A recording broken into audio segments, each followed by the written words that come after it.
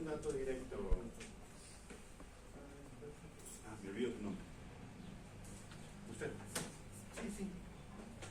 ¿Qué es un dato directo? Algo que inmediatamente no tiene necesidad de mucho esfuerzo. Algo exacto, como que no tiene variación. No va a variar. ¿Qué es lo que tenemos como algo directo? La dimensión. Porque si yo voy a hacer el proyecto, yo debo escoger la longitud, la profundidad. Yo debo escoger ese cuerpo. Y ya en principio ya tendría ya esa dimensión directa, ¿verdad? Yo les escojo ese cuerpo porque muy probablemente en algún video o en algún TikTok tal vez que hayan visto, seguramente han utilizado esa dimensión y han visto qué instrumentos se puede utilizar para hallar su fuerza, ¿verdad? Por así decirlo. El espesor, y el espesor también es una dimensión. Esto de aquí es una dimensión, ¿ok? Entonces puedo hallar el espesor, puedo hallar el área, la velocidad. ¿La velocidad se podrá hallar?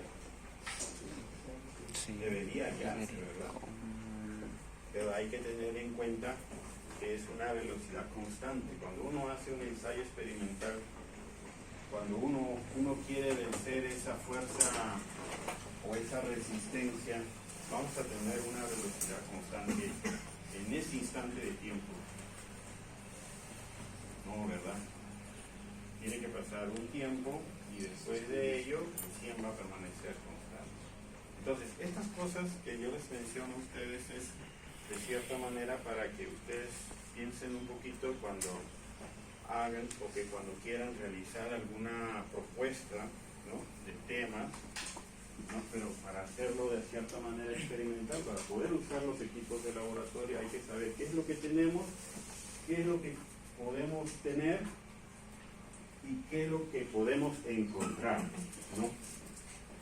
Si ustedes ven en los libros, quizás por ahí algunos ya están averiguando los libros, están leyendo alguna información, siempre mayormente aquí de todo este ejercicio lo que se quiere es hallar la viscosidad. O sea, despejamos aquí la viscosidad, ¿no? Despejamos aquí la viscosidad y decimos, ¿no?, la fuerza menos masa por gravedad por el seno del ángulo, todo esto multiplicado por el espesor dividido entre el área y la velocidad. Esa es la viscosidad. Así. Entonces, pero para hallar esa fuerza, quizás para hallar la fuerza, si yo tengo acá una fuerza, imaginándome, ¿no?, si quiero hacer una comparativa entre este caso y este otro caso, yo aquí voy a tener una fuerza, ¿verdad?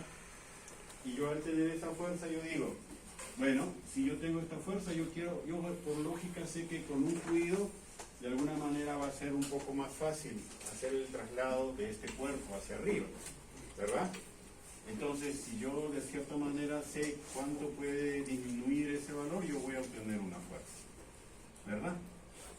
Este espacio o esta luz, algunos desde el punto de vista técnico hablan de luz, un pequeño espacio.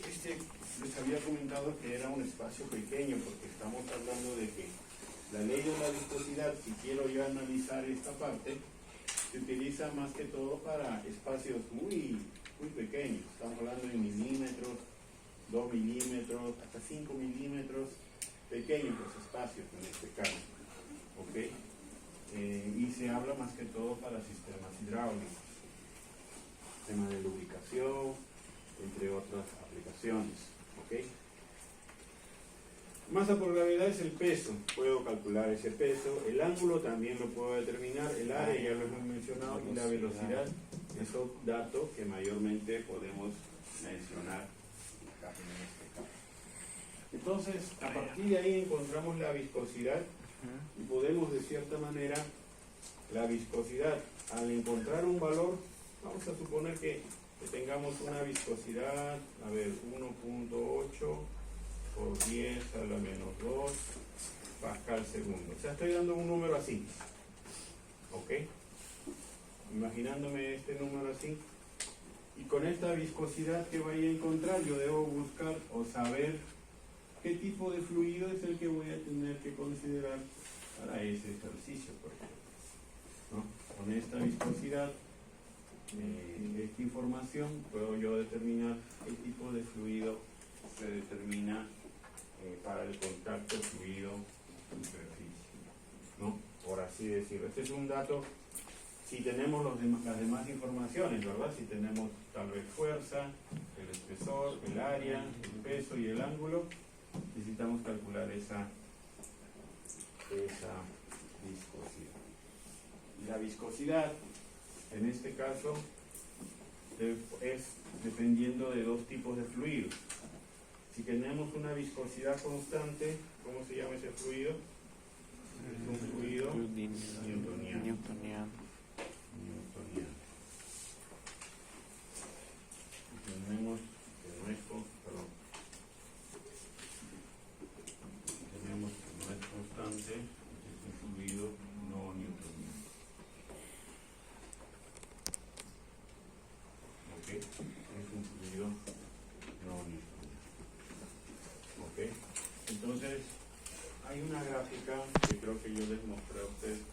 A ver, les pediría que copie para poder entrar a la